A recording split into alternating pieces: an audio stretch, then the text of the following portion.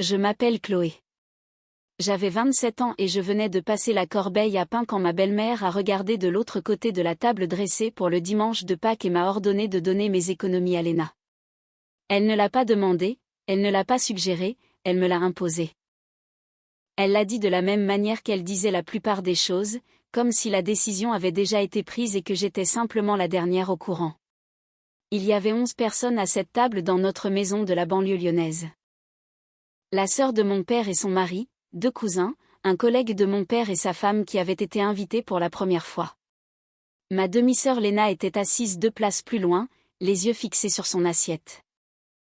Ma belle-mère Béatrice a parlé assez clairement pour que la femme du collègue s'arrête de se servir de la salade composée.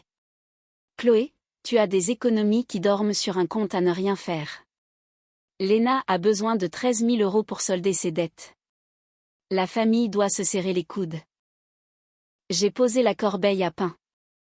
J'ai dit non. Ce mot prononcé dans cette pièce devant tous ces gens était le début de quelque chose que Béatrice n'avait pas prévu.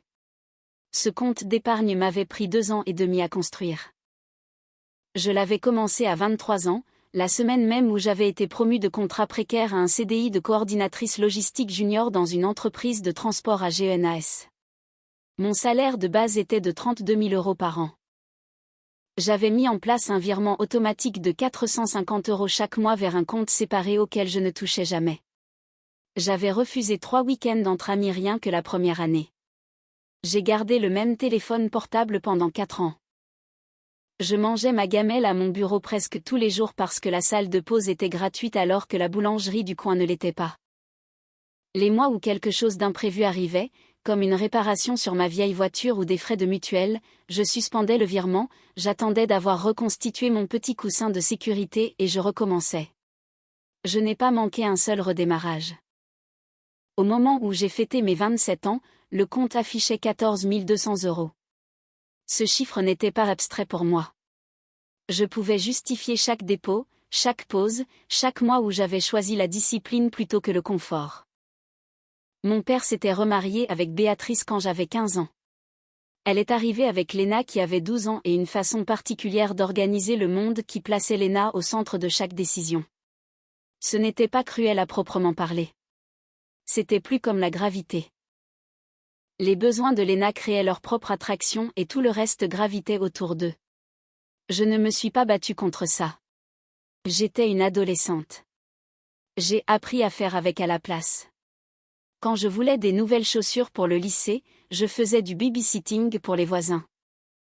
Quand j'avais besoin d'argent pour un voyage scolaire, je vendais des bougies artisanales sur le marché de Noël de la paroisse. C'était l'idée de ma grand-mère, pas celle de Béatrice. Béatrice ne m'avait jamais proposé de m'aider à gagner quoi que ce soit. Elle avait aidé Léna avec des choses pour lesquelles je ne demandais rien, discrètement, de manière que je ne découvrais que plus tard. Une caution pour le premier appartement de Léna, une carte de crédit pour laquelle Béatrice s'était portée garante sans en parler à mon père. Je n'ai jamais évoqué ces choses. Ce n'était pas à moi de le faire. Au moment où j'ai quitté la maison à 21 ans, j'avais compris quelque chose de très clair. Ce que je voulais, je devrais le construire sans attendre d'aide. Ce compte d'épargne était la preuve la plus visible de cette prise de conscience. Il y avait autre chose à propos de ce compte qui m'importait pour des raisons qui n'avaient rien à voir avec le solde. J'avais réservé 8 000 € pour l'apport d'une voiture d'occasion, une voiture fiable, le genre qui me permettrait de prendre un deuxième emploi de coursière le week-end si nécessaire. Les 6 000 autres €, je les gardais comme un fonds d'urgence, le genre de sécurité que ma mère disait toujours qu'une personne devrait avoir mais qu'elle n'avait jamais réussi à se constituer elle-même.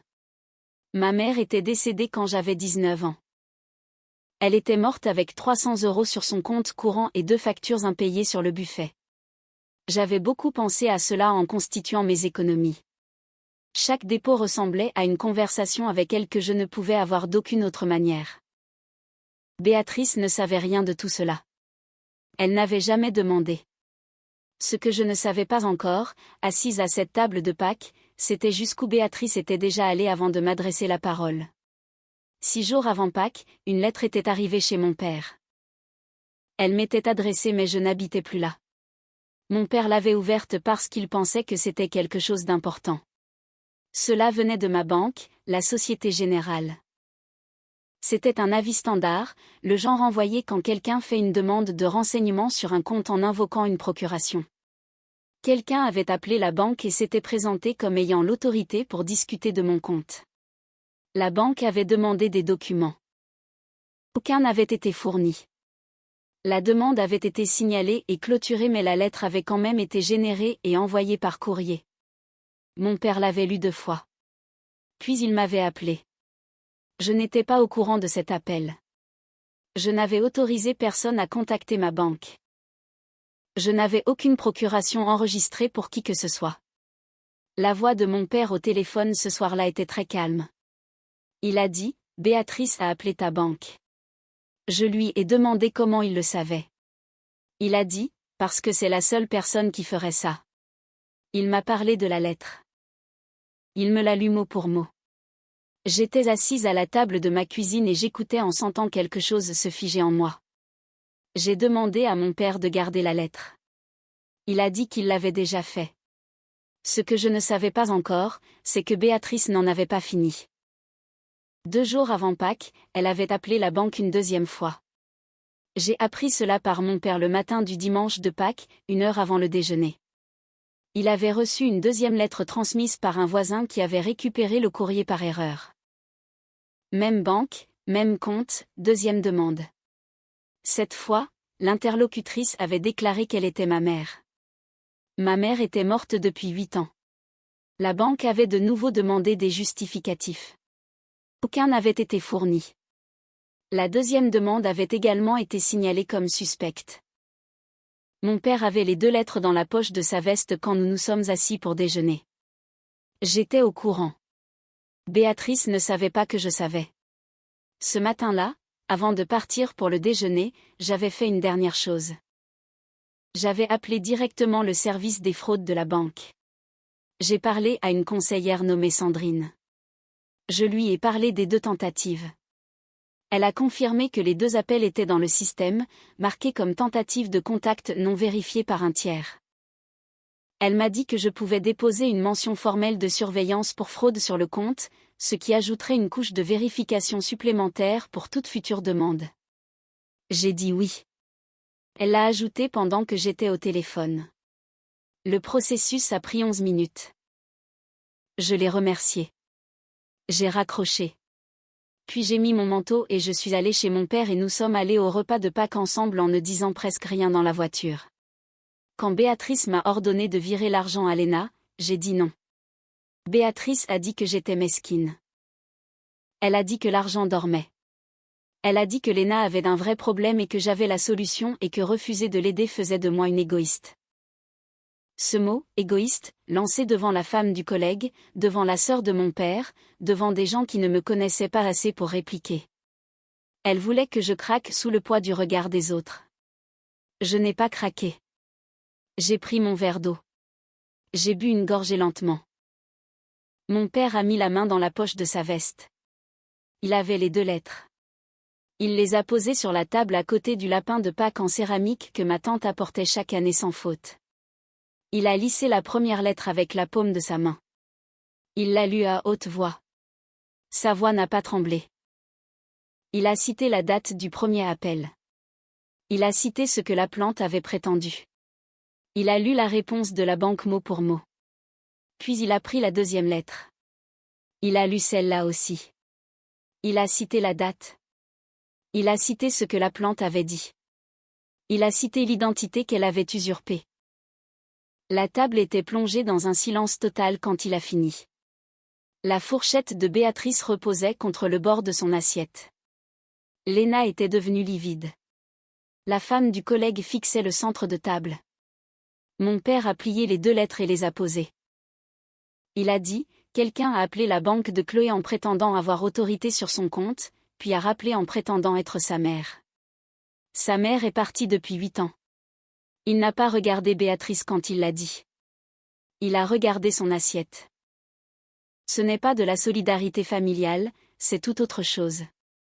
Béatrice a balbutié qu'elle essayait seulement de comprendre les options de Chloé. Mon père a répondu, tu leur as dit que tu étais sa mère. La table est restée silencieuse. Béatrice n'a pas répondu à cela. Mon père lui a dit, toujours sans hausser le ton, qu'il avait déjà consulté son avocat à propos de ces 2 lettres. Que ce qui avait été fait constituait une tentative d'escroquerie et une usurpation d'identité auprès d'une institution financière. Que si un quelconque autre contact était pris avec la banque, l'employeur ou toute personne liée aux finances de Chloé, il traiterait cela comme une affaire judiciaire et qu'elle devait comprendre exactement ce que cela signifiait. Il l'a dit de la manière dont il dit les choses quand elles sont déjà décidées. Béatrice a regardé les lettres. Elle n'a pas parlé pendant longtemps. Léna a trouvé un plan de surendettement 3 semaines plus tard. Je n'ai pas demandé qu'il avait aidé à monter le dossier. Les 14 200 € sont restés sur mon compte. La mention de fraude que Sandrine avait ajoutée est toujours au dossier. Les 8 000 € que j'avais mis de côté ont servi à acheter une Peugeot 208 d'occasion 4 mois après Pâques. Je la conduis les week-ends maintenant pour mon 2e emploi que j'avais toujours prévu. Le fonds d'urgence est toujours là, exactement là où je l'ai mis, exactement là où ma mère n'a jamais réussi à en garder un. Béatrice n'a plus jamais mentionné mes économies. Mon père et moi avons eu une conversation à ce sujet environ 1 mois après Pâques. Il a dit qu'il était désolé que les choses soient allées aussi loin. Je lui ai dit que les lettres étaient ce qui comptait. Sans elles, il n'y aurait eu aucune preuve de la vérité. Il a dit qu'il le savait. Il a dit que c'était pour ça qu'il les avait gardées.